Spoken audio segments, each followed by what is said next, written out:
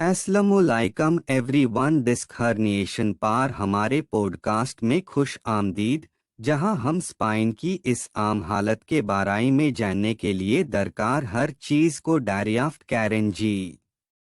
इसकी वजूहात और अलमात को समझने से लेकर इलाज के ऑप्शंस और एहतियाती तदाबीर पर बहस करने तक, हम आपको कीमती और अमली मशवरे फरहम करने के लिए हाजिर हैं। चाहे आपको हाल ही में डिस्क हर्निएशन की तशखीस हुई हो या आप इस मौजू के बारे में महज दिलचस्पी रखते हो, लेट्स स्टार्ट। डिस्क हर्निएशन दरअसल क्या है और ये कैसे होता है? डिस्क का हर्निएशन, जिसे स्लिप और रप्चर्ड डिस्क भी कहा जाता है, इस वक्त होता है जब एक वर्टेब्रा के डिस्क का नरम जेल नूम मरकज न्यूक्लियस पल्पसिस सख्त बैरूनी तह एन्युलस फाइब्रोसिस में किसी टियर या कमजोर हिस्से से बाहर निकलता है।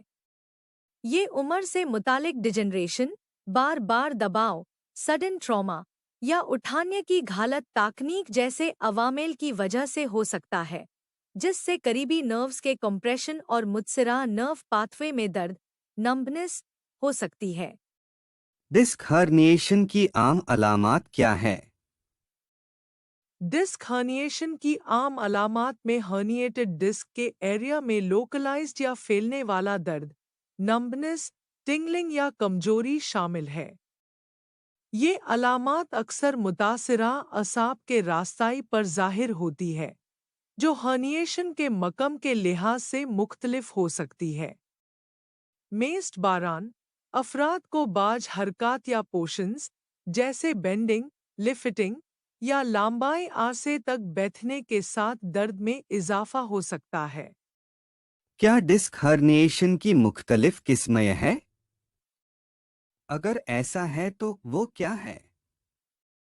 यस, डिस्क हर्निएशन की डिफरेंट टाइप्स है, जिनकी दर्जा बंदी डिस्क के मावाद के फैलाव की सिम्ट और हद की बुनियाद पर की गई है।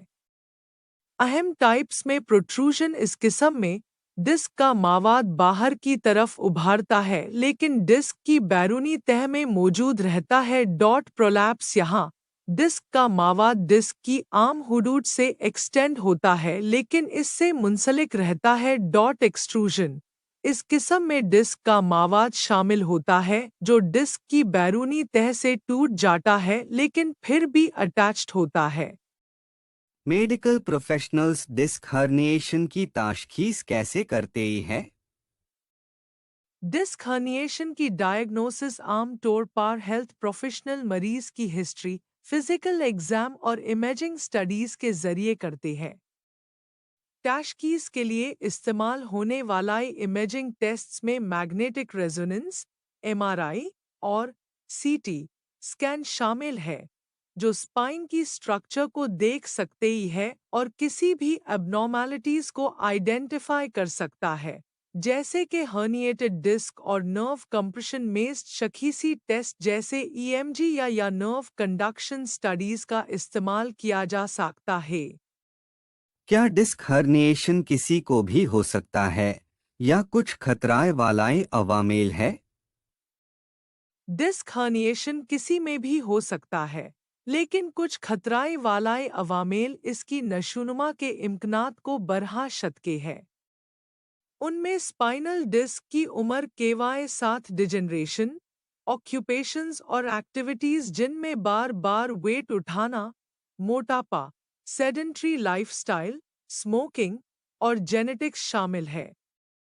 इस केवाए ईलवा, खराब पोस्चर, लिफ्टिंग की घालात तकनीक और ना काफ़ी फिजिकल कंडीशनिंग जैसे अवामील भी डिस्क हर्निएशन के खतराई में हिस्सा डाल सकते हैं।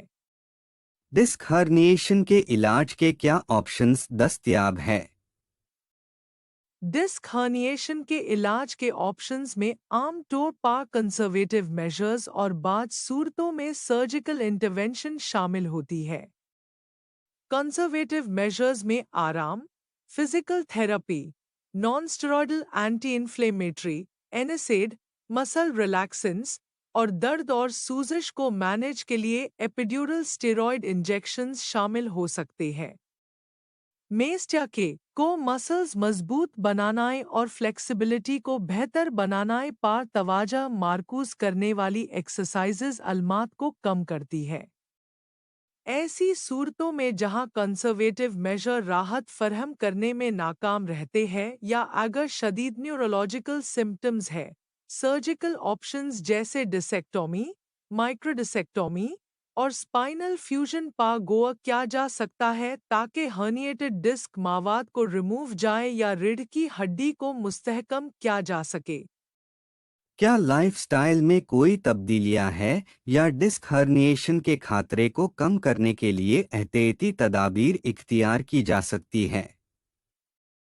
यस, लाइफस्टाइल में चेंजेस और प्रिवेंटिव मेजर्स डिस्क हर्निएशन के रिस्क को कम करने में मदद कर सकती है। उनमें स्पाइन पा दबाव को कम करने के लिए सेहतमंद वजन को बरकरार रखना, घुटनों को बेंड कर लिफ्टिंग की टेक्निक्स पर अमल करना और चीज़ों को उठाने के लिए टैंडन का इस्तेमाल करना, बैठने, खड़े होने और सोनाई के दौरान अच्छाई पोस्चर बरकरार रखना, एक हाई पोजीशन में तवील आरसे तक बैठने या खड़े होने से गुरेज करना शामिल है। रीढ़ की हड्डी को सहारा देने, पाथों को मजबूत बनाने और फ्लेक्सिबिलिटी को बेहतर बनाने के लिए बाकायदा वर्जिश में मशगूल होना और तंबाकू नोशी छोड़ना, क्योंकि ये रीढ़ की हड्डी को खून की सप्लाई को मुतासिर कर सकता है और डिजेनरेशन का खतरा बढ़ा सकता है। अगर इलाज ना किया जाए तो क्या डिस्क हर्निएशन कॉम्प्लिकेशंस का बायस बन सकता है? हाँ, अगर इलाज ना किया जाए तो डिस्क हर्निएशन कॉम्प्लिकेशन का बाइस बन सकता है। उनमें दैमी दर्द, प्रोग्रेसिव न्यूरोलॉजिकल डेफिसिट्स जैसे मसल की कमजोरी या loss of sensation, permanent nerve damage और संगीन सूरतों में कॉडा एक्विना सिंड्रोम, एक नायाब लेकिन संगीन हालत जिसकी खुसूसियात bowel and bladder dysfunction, saddle anaesthesia और फालिज से होती है, जिन्हें फौरी तिब्बी इमदाद की ज़रूरत होती है। डिस्क हर्निएशन और रीढ़ की हड्डी के दीगर हालात जैसे बल्जिंग डिस्क्स या डिजेनरेटिव डिस्क की बीमारी में क्या फ़र्क है?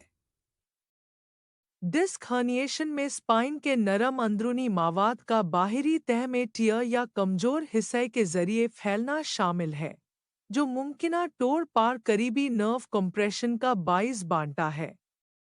दूसरी तरफ बल्जिंग डिस्क्स इस वक्त होती है जब डिस्क फटाई बगैर बाहर की तरफ निकल जाती है, अक्सर एज रिलेटेड डिजेनरेशन की वजह से।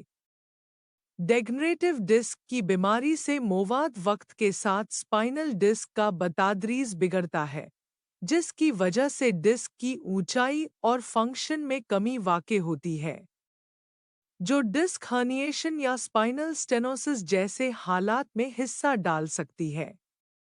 जबकि डिस्क हर्निएशन में मुमकिना नर्व कंप्रेशन के साथ एक मखसूस किस्म की डिस्क प्रोट्रूजन शामिल होती है। बल्जिंग डिस्क्स और डिजेनरेटिव डिस्क की बीमारी ब्रॉडर टर्म्स है जो डिस्क के डिजेनरेशन के मुख्तलिफ मरहल को बयां करती है बगैर ज़रूरी तौर पर नर्व कंप्रेशन के।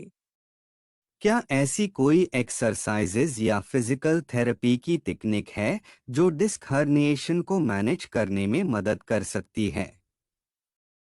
जी हाँ, एक्सरसाइज और फिजिकल थेरेपी की तकनीक डिस्क हर्निएशन को मैनेज करने में मदद कर सकती है। उनमें फ्लेक्सिबिलिटी को बेहतर बनाने के लिए जेंटल स्ट्रेचिंग एक्सरसाइजेस, स्पाइन और आसपास के मसल्स को स्ट्रॉन्ग करने के लिए एक्सरसाइजेस, स्पाइन को सहारा देने के लाइको मसल्स एक्सरसाइजेस और फिटनेस को बेहतर बनाने और हीलिंग को फ़रोग देने के लिए चलने या स्विमिंग जैसी लो इम्पैक्ट एरोबिक एक्सरसाइजेस शामिल हो सकती है। लंबर स्टेबलाइजेशन एक्सरसाइज और मैकेंजी एक्सरसाइजेस। डिस्क हर्निएशन रोजमर्रा की एक्टिविटीज और मियार जिंदगी को कैसे मुतासिर करता है? डिस्क हर्निएशन दर्द, नंबनेस, झंझनाहट या कमजोरी का बाइस बनकर डेली एक्टिविटीज और लाइफस्टाइल को नुमाया तौर पर मुतासिर कर सकता है, जो हरकत और फंक्शनैलिटी को महदूद कर सकता है। सारा काम जैसे बेंडिंग, लिफ्टिंग, सेटिंग या तवील आरसे तक खड़े रहना मुश्किल या तकलीफदा हो सकता है। डिस्क हर्निएशन की वजह से होने वाली तकलीफ नींद, वर्क प्रोडक्टिविटी और तफरीही एक्टिविटीज में शिरकत को मुतासिर कर सकती है, जो लाइफस्टाइल को खराब करता है। क्या डिस्क हर्निएशन आसाबी अलमात जैसे नंबनेस या कमजोरी का सबब बन सकता है? हाँ, डिस्क हर्निएशन न्यूरोलॉजिकल सिम्टम्स जैसे नंबनेस या कमजोरी का सबब बन सकता है। जब हर्निएटेड डिस्क का मावाद करीबी नर्व को दबाता है, तो ये नर्व फंक्शन में खलाल डाल सकता है, जिससे मुत्सरा नर्व की तरफ से फरहम करदा एरिया में नंबनेस, झंझनाहट या कमजोरी के एहसास पैदा होता है। ये न्यूरोलॉजिकल सिम्टम्स नर्व पाथवे के साथ फैल सकती है और हर्निएशन के मकम और हद के लिहाज से शिद्दत में मुख्तलिफ हो सकती है।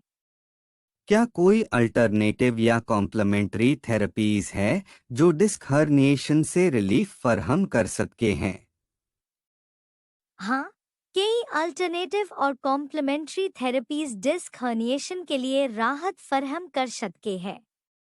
उनमें chiropractic adjustment, acupuncture, physiotherapy, spine की डिकम्प्रेशन थेरेपी, जेंटल स्ट्रेचिंग और मजबूत करने के लिए योगा या तैची शामिल हो सकते हैं। तरीकाकार जैसे हेट थेरेपी, कोल्ड थेरेपी और टेंस दर्द को कम करने और आराम को फरोग देने में मदद कर सकते हैं। इलाज को आजमाने से पहले हेल्थ प्रोफेशनल से मशवरा करना जरूरी है।